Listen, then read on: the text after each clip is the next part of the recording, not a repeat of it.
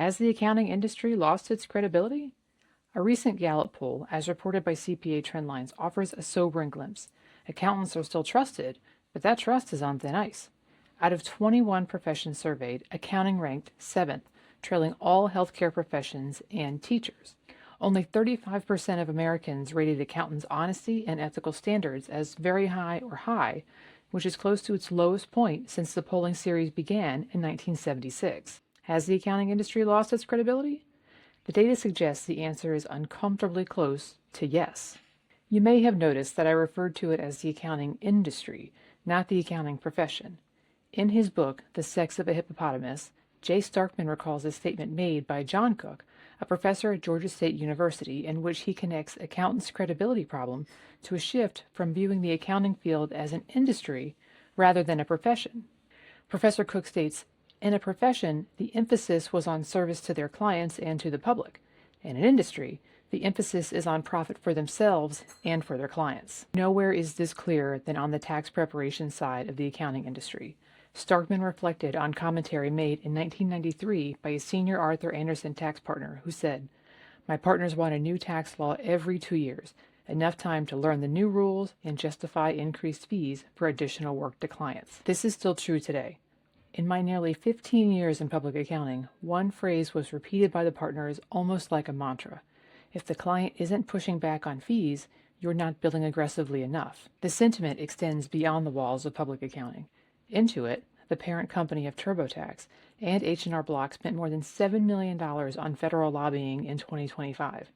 Insiders indicate these efforts were designed to strip away free filing options and preserve a tax code too complicated for most Americans to navigate alone. That same year, the IRS eliminated its popular free direct file service. The big firms are no less culpable. In their 2021 investigation, the New York Times exposed a revolving door between the largest accounting firms and the U.S. Treasury Department.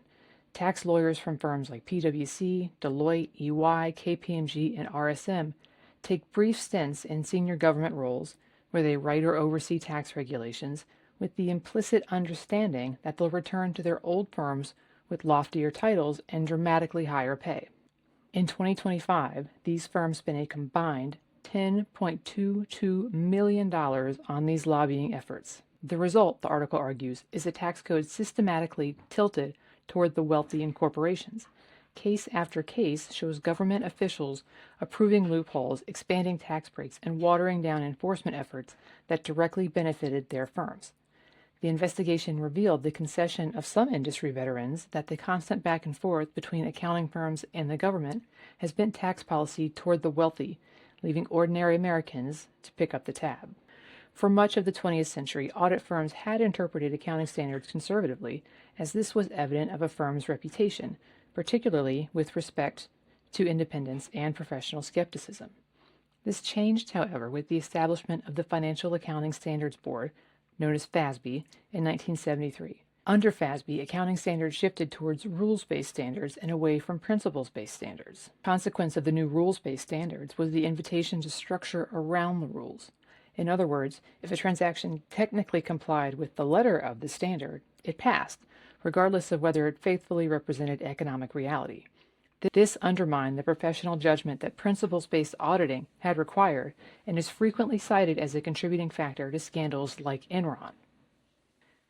An October 2025 Wall Street Journal investigation revealed that BDO USA, the auditor for auto parts giant First Brands, signed off on the company's 2024 financials just months before the company collapsed into bankruptcy amid a sweeping accounting scandal.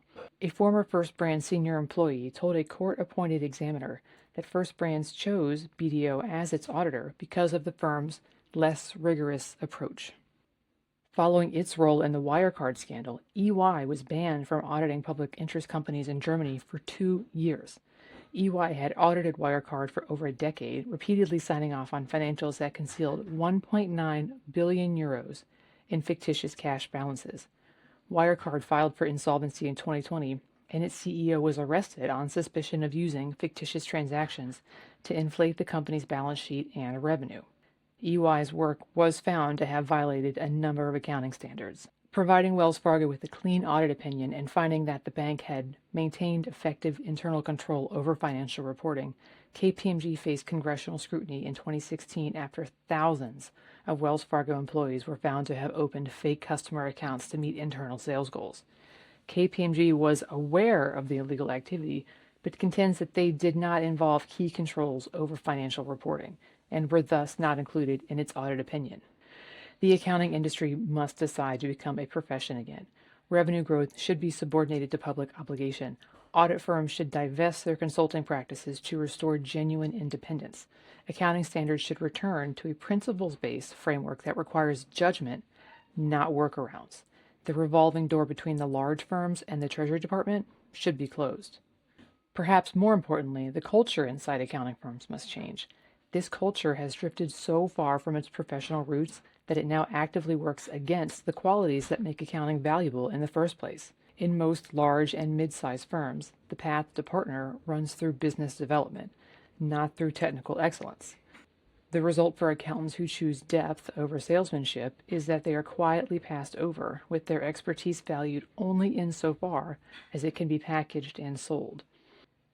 What gets lost in this arrangement is the thing the public is actually paying for: the confidence that the person signing the return or the audit opinion genuinely knows what they are doing, has stayed current, and has thought carefully about the work. A profession that selects its leaders on the basis of who can bring in the most business rather than who does the best work should not be surprised when the quality of that work becomes the subject of public doubt.